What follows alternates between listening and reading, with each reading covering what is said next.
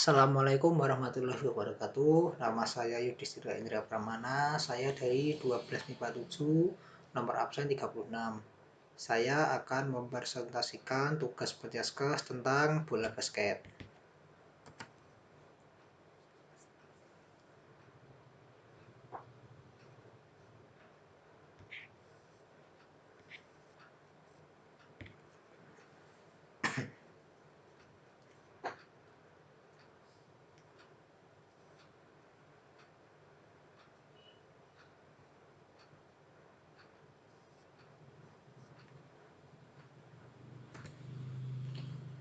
Pola penyerangan bola basket.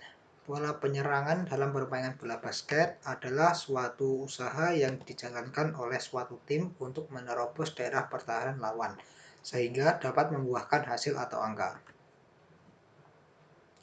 Pola penyerangan bertujuan untuk menciptakan poin. Poin dapat diraih jika dilakukan dengan perencanaan yang matang. Oleh karena itu, kreativitas pemain menerapkan taktik sangat dibutuhkan. Beberapa taktik yang dibutuhkan sebagai berikut. A. Individual, yaitu aksi penyerangan seseorang menggunakan keterampilan individu seperti passing, dribbling, dan shooting. B. Group, yaitu penyerangan yang dilakukan 2 atau 3 orang, baik dengan blocking atau screen interpassing maupun wall passing. C. Tim, yaitu penyerangan permainan cepat atau fast break, permainan bebas atau freestyle, dan bermain dengan pola penyerangan terencana. Contoh penyerangan. 1. Serangan lapangan penuh. Serangan lapangan penuh juga disebut serangan balik cepat. Tujuan utama serangan ini adalah untuk mencetak poin dengan cepat dan mudah sebelum lawan mempersiapkan sistem pertahanan yang baik. Agar strategi ini berhasil, maka setiap pemain harus pandai mencari peluang untuk mencetak angka dengan cepat. Serangan separuh lapangan. Pada pola ini, serangan dilakukan di antara garis separuh lapangan dan ring basket lawan. Pola penyerangan ini bertujuan untuk menghasilkan peluang tembakan yang sebanyak mungkin. Agar berhasil menerapkan pola ini, diperlukan kesabaran, ketekunan, dan disiplin, serta penerapan cara membayangi, memotong, dan mengumpan yang tepat. Macam pola penyerangan. 1. Penyerangan bebas. Penyerangan bebas adalah penyerangan tanpa bola yang sangat beruntung dari penguasaan teknik, taktik, dan kesempurnaan fisik setiap anggota tim yang sangat tinggi. Meskipun bebas, namun penyerangan itu tidak dapat dilakukan sendiri-sendiri, tetapi harus tetap kerjasama dengan teman lain dengan dasar mengoper dan berlari antara 2 atau 3 orang pemain. Mereka betul-betul harus ada saling pengertian. 2. Penyerangan kilat. Dasar penyerangan kilat adalah dengan 2 atau 3 operan harus sudah melakukan tembakan. Serangan kilat merupakan usaha untuk memperoleh posisi tembakan. Pada saat lawan belum sempat menempati posisi jaganya, serangan kilat itu merupakan senjata yang sangat baik untuk menghancurkan pertahanan lawan. Usaha ke arah ini ialah bahwa sedikitnya 3 orang pemain harus segera mengisi 3 lorong serangan, yaitu samping kiri, tengah, dan kanan. Semua pemain harus dilatih agar mempunyai pengertian dengan cepat pada setiap situasi untuk menempati ketiga lorong. Penyerangan kilat berpola. Serangan kilat berpola dimulai dengan adanya situasi tertentu, misalnya dari situasi bola lancar, situasi lemparan ke dalam, atau situasi sesudah menutupi daerah pada waktu bertahan. Penyerangan berpola. Penyerangan berpola adalah penyerangan dengan mengatur setiap pemain yang mempunyai tugas-tugas tertentu dan menguasai jalur gerakan. Pergerakan pemain dan bola ditentukan dengan pasif, sehingga tim itu memperoleh serangan yang diatur dan sangat menghemat tenaga. Penyerangan berpola ini sangat baik dilakukan bila setiap pemain sukar menembus penjagaan lawan, serta usaha untuk memperlambat permainan. Dapat pula digunakan bila terjadi situasi penyerangan kilat lawan yang sangat kuat atau pada detik-detik terakhir tim itu memperoleh kemenangan tipis. Dasar-dasar membuat pola. Dalam membuat pola dasar, pola penyerangan harus ada: 1. Seorang yang mengatur serangan, 2. Seorang pengaman, 3. Seorang atau beberapa orang penembak baik yang bersamaan ataupun bergelombang, 4. Seorang yang menutupi daerah bila tembakan gagal. Pedoman membuat pola. Pedoman untuk membuat pola penyerangan dalam menghadapi pertahanan daerah lawan dilakukan dengan memperhatikan hal berikut ini. 1. Dasar umum membuat pola. 2.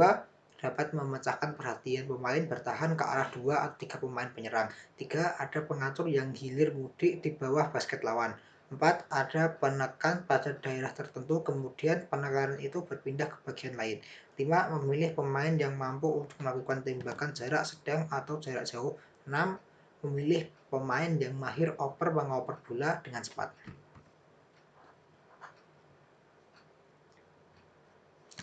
Adegan-adegan bola penyerangan. Berikut ini beberapa adegan bola penyerangan. 1. Adegan 1-3-1 atau disebut pola diamond. Adegan diamond sangat baik untuk penyerangan terhadap pertahanan daerah maupun pertahanan 1 lawan 1. Unsur utama bila 2 orang pemain jangkung. Berikut ini pedoman membuat pola penyerangan bila menghadapi pertahanan 1 lawan 1. 1. Mengetahui dasar umum membuat pola. 2. Pemain yang mahir mengadakan pembayangan. 2. Adegan 1-2-1 atau pola outman. Adegan outman dapat diterapkan apabila suatu regu tidak mempunyai pemain jangkung. 3. Adegan 2-3 atau pola reverse. Pola reverse diperlukan untuk penyerangan terhadap pertahanan 1 lawan 1. Kemahiran memotong, membayang, dan kelincahan sangat dibutuhkan dalam melakukan pola penyerangan ini. Selanjutnya ada pola pertahanan. Pola pertahanan adalah suatu usaha yang dijalankan oleh tim bertahan dalam rangka menghalau serangan lawan. Berikut ini unsur pelaksanaan pola pertahanan. 1. Sikap jaga. Berikut ini cara melakukannya. Tekukkan kedua lutut, badan sedikit condong ke depan dengan punggung hampir lurus. Awasi selalu gerak lawan dan bola. Berdirilah sedikit pada ujung kaki selalu menjaga keseimbangan. Rentangkan dan angkat tangan untuk menghalangi operan dan pandangan tembakan lawan. 2. Olah kaki untuk memenangkan langkah ketika melakukan pertahanan. Berikut ini cara melakukannya. Bergeraklah dengan cara pendekatan, menggeser, dan langkah mundur tanpa melakukan langkah silang. Kedua, jaga jarak baik-baiknya dengan posisi jaga mengingat syarat jaga umum maupun khusus. Jangan sekali-kali mengadakan langkah silang. Ambillah jarak lebih cepat selangkah dalam mengikuti penggiringan. Rapatkan dan cegahlah lawan yang jelas-jelaskan menembak bola atau baru saja selesai menggiring bola. Jangan meloncat sebelum jelas pemain meloncat lebih dahulu. Untuk menghindari tipuan, pandanglah pinggang lawan. Hadang dan tutuplah jalan pemotong yang menuju ke daerah basket. 3. Dasar-dasar umum dalam penjagaan. Penjagaan harus berdiri di antara lawan dan ring basket. Bila lawan itu jauh dari bola, kita boleh meninggalkan garis khayal antara lawan dan ring basket untuk sedikit mengawasi jalannya bola. 4. Posisi jaga dan pembagian daerah. Posisi jaga dengan mempertimbangkan daerah, kemampuan, dan penguasaan penyerang. Daerah posisi A, posisi jaga di antara lawan dan bola. Daerah posisi B dijaga di samping lawan, sesuai dengan posisi bola. Daerah C, posisi jaga sesuai dengan dasar umum jaga. 5. Pertahanan bersama. Pertahanan daerah. Pada pertahanan daerah, setiap pemain diberi tugas menjaga daerah tertentu. Mengingat susunannya, maka pertahanan daerah disebut pertahanan daerah 2-1-2, 2-3, 3-2, 1-2-2, dan 2-2-1. Setiap susunan pertahanan ini mempunyai kelemahan dan kekuatannya masing-masing. Bila tim mempunyai pemain yang tinggi besar tetapi lamban gerakannya, maka pertahanan daerah sangat menguntungkan bagi pemain tersebut. Keuntungannya antara lain sangat baik untuk melawan tim lemah dalam mengolah bola. Sangat baik untuk melawan tim yang menggunakan penyerangan berpola. Mematikan penyerangan penembak dengan memoros. Menghindari kesalahan perorangan. Sangat baik untuk melawan penyerangan dengan menggunakan pemain penggiring yang terampil. Sangat baik untuk melawan pemotong-pemotong yang terampil. Adapun kelemahannya antara lain bila lawan menggunakan serangan kilat, bila lawan terampil mengoper-oper bola dengan cepat, bila lawan menembak dari jauh dengan terampil, perhatian setiap pemain terpecah terhadap 2 pemain lawan atau lebih, maka daerah-daerah lemah atau tidak terjaga. Pertahanan 1 lawan 1.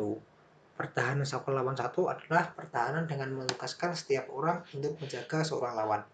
Pertahanan 1 lawan 1 dengan tetap artinya penjaga harus tetap menjaga seorang pemain lawan. Untuk memelihara ketetapan, jaga pemain pembayang. Berikan jalan kepada penjagaannya dengan mundur 1,5 langkah. Pertahanan 1 lawan 1 dengan ganti jaga artinya apabila terjadi pembayangan, segera penjaga mengadakan pergantian jaga. Ada baiknya bila menghendaki pergantian jaga, salah satu penjaga yang terkena membayangan menyentuh kawannya atau bertindak untuk segera mengadakan langkah pergantian. Pertahanan 1 lawan 1 dengan penolong. Apabila dalam penjagaan 1 lawan 1 terjadi kebobolan dari salah seorang penjaga, maka salah seorang penjaga yang terdekat menolong untuk menutup pemain yang menerobos sampai penjaga yang kebobolan tadi siap untuk menjaganya kembali. Setelah itu, penjaga penolong cepat kembali menjaga penyerang yang dijaganya. Perwasitan dalam bola basket. Klasifikasi wasit dalam bola basket. Wasit bola basket ditentukan oleh pengurus besar bola basket seluruh Indonesia atau PB Perbasi. Dalam hal ini dibantu oleh komisi wasit. Hak dan kewajiban komisi wasit menatar, mengangkat, menghentikan wasit dari tingkat C sampai A, dan mengusulkan para wasit untuk mengikuti ujian wasit internasional. Klasifikasi wasit perbasi terdiri atas wasit anggota C, wasit daerah B2, wasit wilayah B1, wasit internasional A, dan wasit internasional lainnya. Perlengkapan wasit bola basket. Perlengkapan dalam permainan bola basket antara lain peluit, celana panjang berwarna abu-abu, kemeja atau kaos abu-abu, dan sepatu basket atau sepatu tenis. C. Tugas dan kewajiban wasit. Pertandingan bola basket dipimpin oleh 2 orang wasit, yaitu wasit 1 refer dan wasit 2 umpire.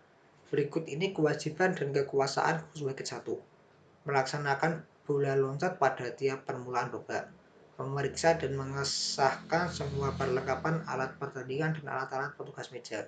Menetapkan jam permainan yang resmi dan menyesuaikan tanda perwasitan kepada wasit 2 dan petugas meja. Melarang pemain menggunakan alat-alat yang mungkin dapat membahayakan pemain lain. Bila terjadi perbedaan pendapat mengenai gol yang terjadi, maka wasit 1 harus memutuskan masuk atau tidaknya. Berhak menghentikan pertandingan bila keadaan menghendaki. Bila di antara petugas meja terdapat perbedaan pendapat, wasit 1 harus memutuskan persoalan ini. Memeriksa dan mengesahkan angka dalam daftar angka pada tiap akhir suatu babak.